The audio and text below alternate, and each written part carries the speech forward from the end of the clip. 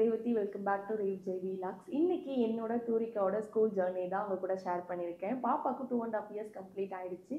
பாப்பா இப்போ play school போயிட்டு இருக்காங்க. ஸோ அவளோட ஸ்கூல் ஜேர்னி எனக்கும் மெமரிஸாக இருக்கும். என்ன மாதிரி நியூ மாம்ஸ் நீங்களும் உங்கள் குட்டியை ஸ்கூல் அனுப்புறதுக்கு ரெடியாக இருக்கீங்கன்னா கண்டிப்பாக இந்த வீடியோ பாருங்கள். என்னால் முடிஞ்ச வரைக்கும் என்னோட எக்ஸ்பீரியன்ஸில் ப்ளஸ் அண்ட் மைனஸ் ஷேர் பண்ணியிருக்கேன். யூஏலி 4 years கம்ப்ளீட் ஆனதான் குட்டீஸை வந்து ஸ்கூலுக்கு அனுப்ப முடியும். பாப்பாவுக்கு 2.5 years கம்ப்ளீட் ஆனதுனால பாப்பாவை ஸ்கூலுக்கு அனுப்ப முடியாது. ஸோ வீட்டுக்கு நியர்லேயே டே கேர்லாம் அவைலபிளாக இருக்குது.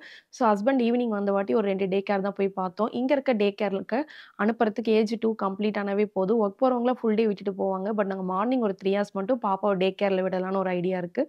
ஸோ நாங்கள் பார்க்குற டே கேர் வந்து மாண்டசரி பேஸ்டு தான் பார்த்தோம். மார்னிங் வந்து மாண்டசரி பேஸ்டாக இருக்கும். ஆஃப்டர்நூனுக்கு அப்புறம் உங்கள் குழந்தையை பார்த்துப்பாங்க.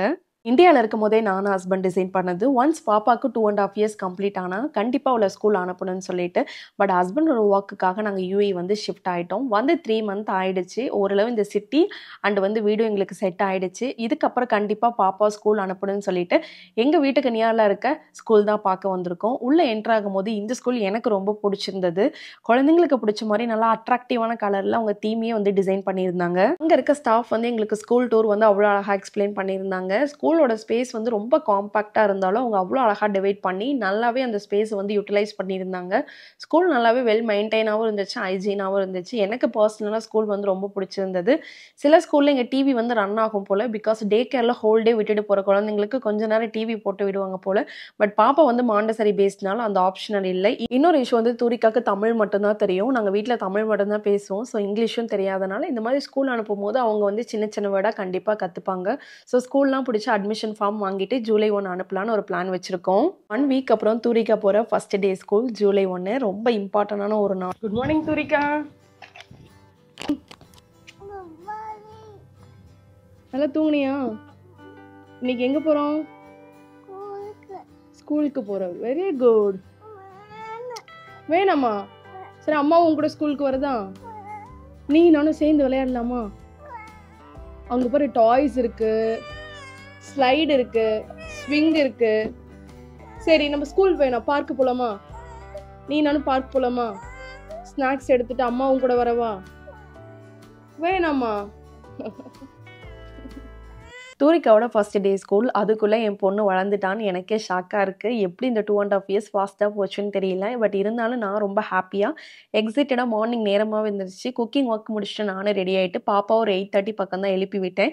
ஏன்னா 9:30 to 12:30 தான் பாப்பாவுக்கு வந்து ஸ்கூல் டைம் நாங்கள் பிளான் பண்ணியிருக்கோம். ஃபர்ஸ்ட் டே ஸ்கூலுக்கு நான் எவ்வளோ ஹாப்பியாக இருந்தனோ அப்படியே ஆப்போசிட்டாக என் பொண்ணு எல்லாத்துக்குமே அழுந்துட்டு தான் இருந்தா. தெரியாமல் வேறு ஸ்கூல் போகிறேன்னு சொல்லிட்டு அப்போ அழ ஆரம்பிச்சோம். அழுகையை நிறுத்தவே இல்லை. இது இல்லாமல் தூரிக்காக இதுதான் ஃபஸ்ட் டைம் மார்னிங் சீக்கிரமாக எந்திரிச்சு குளிக்க வச்சு சாப்பாடு ஊட்டுறது. ஸோ வந்து லிட்ரலி எல்லா விஷயத்துக்குமே அழுந்துட்டு தான் இருந்தான். மார்னிங் எப்படி தான் அந்த குழந்தைங்களை ரெடி பண்ணி ஸ்கூலுக்கு அனுப்புறதுன்னு தெரியல. அவ்வளோ ஒரு கஷ்டமான விஷயமா இருந்துச்சு.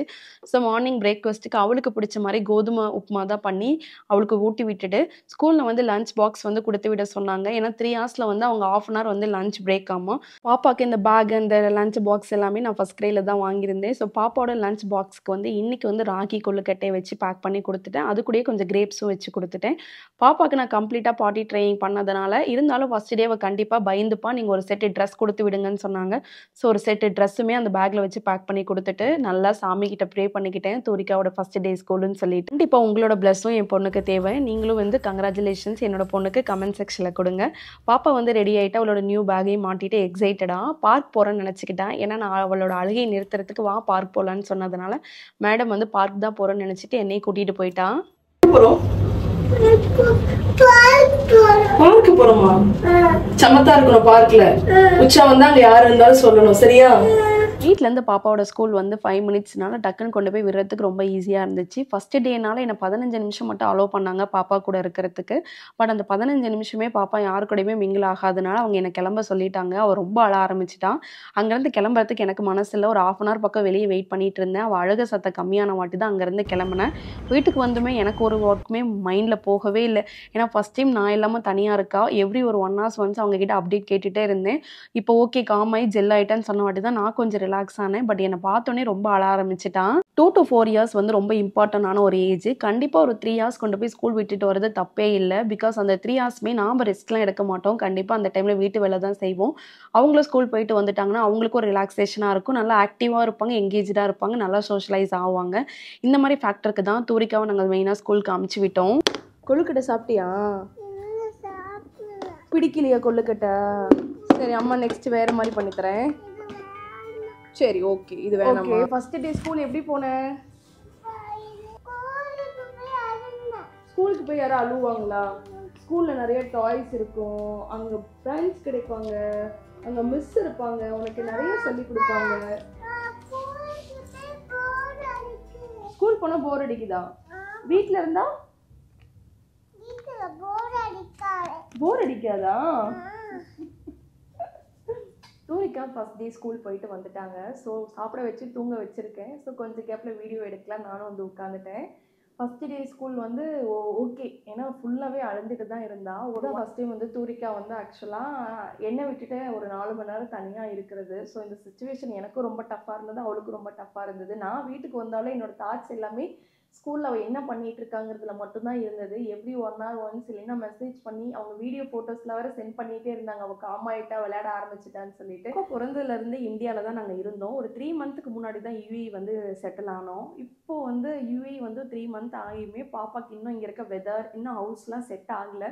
ஸோ இது செட் ஆகிறதுனால பாப்பா ஹோல்டே வந்து பார்த்திங்கன்னா ரொம்ப கிராங்கியாக இருப்பாங்க, ரொம்ப அடம் பிடிக்க ஸ்டார்ட் பண்ணிட்டாங்க. இதெல்லாம் இந்தியாவில் இந்த மாதிரிலாம் பண்ண மாட்டாங்க. ஏன்னா இந்தியாவில் வந்து பாப்பாவை சுற்றி நான் இல்லைன்னா அத்தை மாமா அப்பா அம்மா யாரோ ஒருத்தங்க எங்கேஜாக கூட விளையாண்டுட்டே இருப்போம். இங்கே நான் மட்டும்தான். இந்த அப்பார்ட்மெண்ட் லைஃப்பில் உங்களுக்கே தெரியும், இங்கே நான் மட்டும் இருக்கிறதுனால ஹோல் டே வந்து எனக்கு வந்து ஹவுஸ் ஹோல்டு ஒர்க்கும் இருக்கும், அவளே நான் பார்த்துக்கணும். ஹவுஸ் ஹோல்டு ஒர்க்லாம் பண்ண போயிட்டானா அவள் ரொம்ப கிராங்கி ஆகி ரொம்ப அழ ஆரம்பிச்சிருவான், என்னை ஒர்க்கே பண்ணவே விட மாட்டான். ஸோ அதனாலே அப்பப்போ ஸ்க்ரீன் டைமும் இப்போ அதிகமாகிடுச்சு. ஸ்க்ரீன் டைம் போட்டால் தான் நம்ம ஒர்க் பண்ண முடியும்னு சொல்லிட்டு இப்போ நான் ஸ்க்ரீன் டைம் அதிகமாக கொடுக்க ஆரம்பிச்சிட்டேன். நேட்டிவில் இருக்கும்போது ஸ்க்ரீன் டைம்னே ஒன்று கிடையாது. ஏன்னா தாத்தா பாட்டி கூட நல்லா விளையாடுவா, இல்லைன்னா அத்தை மாமா சித்தி சித்தப்பா இந்த மாதிரி எங்கேஜாக யாரோ ஒருத்தங்க கூட விளையாண்டுட்டு ஜாலியாக இருந்தா. பட் இங்கே விளையாடுறதுக்கு ஆள் இல்லை, நமக்கு ஒர்க் இருக்கும்ல, கண்டிப்பாக அந்த ஒர்க் நம்மளால பண்ண முடியலன்னு சொல்லிட்டு ஸ்க்ரீன் டைம் கொடுத்து அடம் ரொம்ப அதிகமாகிடுச்சு. என் கூடயே இருந்திருந்து வெளியே ஆள் யாரை பார்த்தாலுமே ரொம்ப பயப்பட ஆரம்பிச்சிட்டா. சோஷியலைஸ் ஆகுறது ரொம்ப கம்மியாயிடுச்சு. ஸோ இந்த மாதிரி நிறைய நெகட்டிவ் பாயிண்ட்ஸ் வந்து தூரிக்காவோட பிஹேவியரில் நாங்கள் நோட் பண்ண ஸ்டார்ட் பண்ணோம். ஏன்னா இந்தியாவில் இருக்கும்போது யார் கூப்பிட்டாலுமே பாப்பா போவா, நல்லா சோஷியலைஸ் ஆவா, எல்லாத்துக்கிட்டையும் நல்லா பேசுவா, இல்லைனாலுமே அழமாட்டா.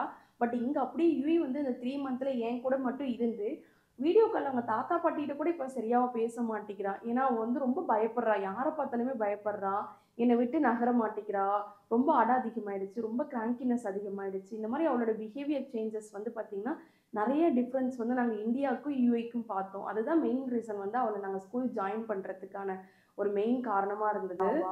வீட்டில் அவ்வளோவா நம்ம கற்றுக்கிறதுக்கு ஒன்றுமே இல்லை. நம்ம என்ன தான் அவங்களுக்கு உட்காந்து சொல்லி கொடுத்தாலுமே நீங்கள் நோட் பண்ணி பாருங்கள், 1/2 hour மேலே அவங்க எங்கேஜாக அந்த இடத்துல உட்காரவே மாட்டாங்க.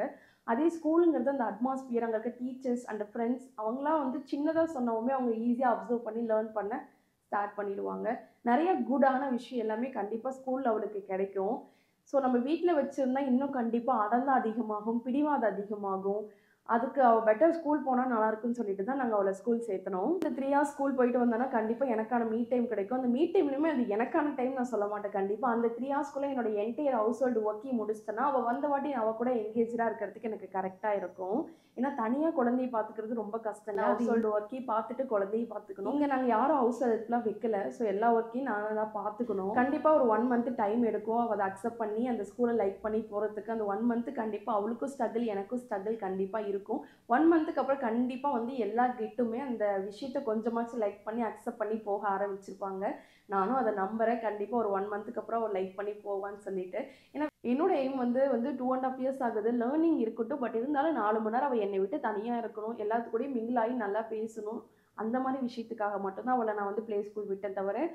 ஸோ வந்து அவள் இப்பயே படிக்கணும், இப்பயே ஏபிசிடிலாம் சொல்லி கற்றுக்கணும், அந்த மாதிரி மோட்டிவ்லாம் நான் ஸ்கூல் விடலை அவளை. ப்ளே ஸ்கூல் வந்து நான் எப்படி சூஸ் பண்ணேன்னா தூரிக்காவுக்கு வந்து மெயின் ரீசன் வந்து பார்த்திங்கன்னா டிஸ்டன்ஸ் வந்து ரொம்ப கம்மியாக இருக்கணும். டெய்லியும் வந்து பார்த்திங்கன்னா நான் போய் விட்டுட்டு கூட்டிகிட்டு வரணும். டாக்ஸியில் போனால் காஸ்ட் இன்னும் அதிகமாகும், வாக்கபிளாக இருக்கணும்னு சொல்லிட்டு நாங்கள் மெயினாக பார்த்தோம்.